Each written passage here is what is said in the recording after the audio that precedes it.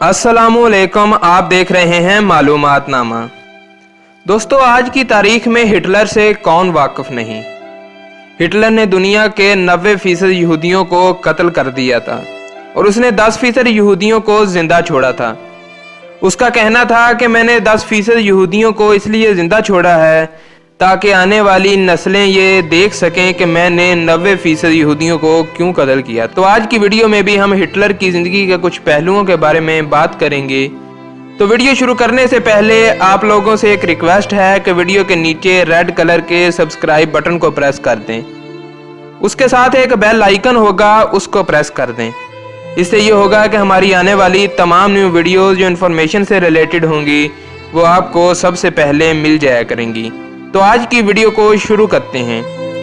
दोस्तों, यहूदियों से नफरत के हवाले से मशहूर हिटलर को अपनी पहली मोहब्बत ही एक यहूदी लड़की के साथ हुई।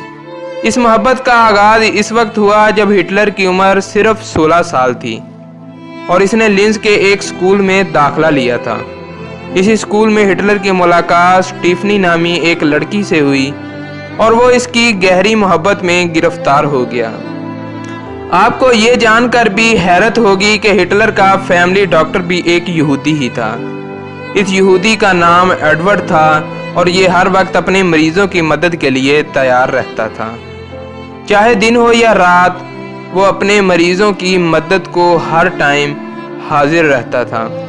1903 में इस डॉक्टर का ज़्यादातर ताल्लुक ऑस्ट्रिया के इलाके लिंज की कम हसीयत तबके के मरीजों से होता था। हिटलर की वालदा ने अपने बच्चों के लिए बहुत सी कुर्बानियां दी और इसी वजह से हिटलर को भी अपनी मां से बहुत मोहब्बत और अकीदत भी थी। मां के इंतकाल का मलाल हिटलर को हमेशा रहा था। हिटलर का अपनी मां से मोहब्बत का अंदाज़ा इस बात से भी लगाया जा सकता है कि हिटलर अपनी मां की तस्वीर को हर वक्त अपने पास रखता था। हिटलर ने अपनी ग़िज़ा में सिर्फ सब्जियां शामिल कर रखी थी और वो इस पर सख्ती से अमल भी करता था। वो गोश्त खाने का सख्त मुखालिफ था और जानवरों को ज़िबा करने के भी सख्त खिलाफ था। मुसव्वरी में बहुत दिलचस्पी थी। इसने हज़ारों की तादाद में पेंटिंग और पोस्ट कार्ड तख्लीक किए। ये पेंटिंग या कार्ड 1908 में इस वक्त फ़रोख्त करके रकम हासिल की जब वो वेनिया में रहाइश पजीर था। हिटलर ने एक मजबूत इंसदादे तंबाकू नोशी मुहिम का भी आगाज़ किया था जब जर्मन डॉक्टरों ने फेफड़ों के कैंसर और तंबाकू नोशी के दरमियान एक गहरे ताल्लुक का इंकशाफ किया था। यह तंबाकू नोशी के खिलाफ दुनिया की सबसे पहली मुहिम थी जिसका आगाज़ 1930 में हुआ। इस दिन के बाद हिटलर ने तंबाकू को कभी भी हाथ ना लगाया और वो इससे शदीद नफरत करता था। स्वीडन की पार्लियामेंट की जानिब से 1939 में हिटलर को अमन के नोबेल प्राइज़ के लिए नामजद भी किया गया था, लेकिन इस वक्त के मुतनाज़ा जंगी हालात के बाइस नामजदगी को संजीदगी से नहीं लिया गया। दोस्तों, हिटलर को कुत्तों से बहुत मोहब्बत थी जबकि इसे बिल्लियों से खौफ आता था।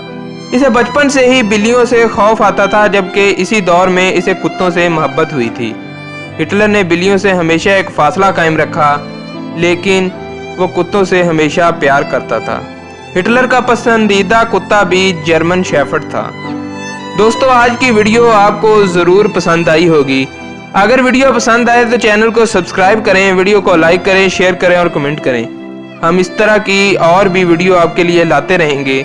अगली वीडियो में आपसे मिलते हैं, तब तक के लिए अल्लाह हाफिज़।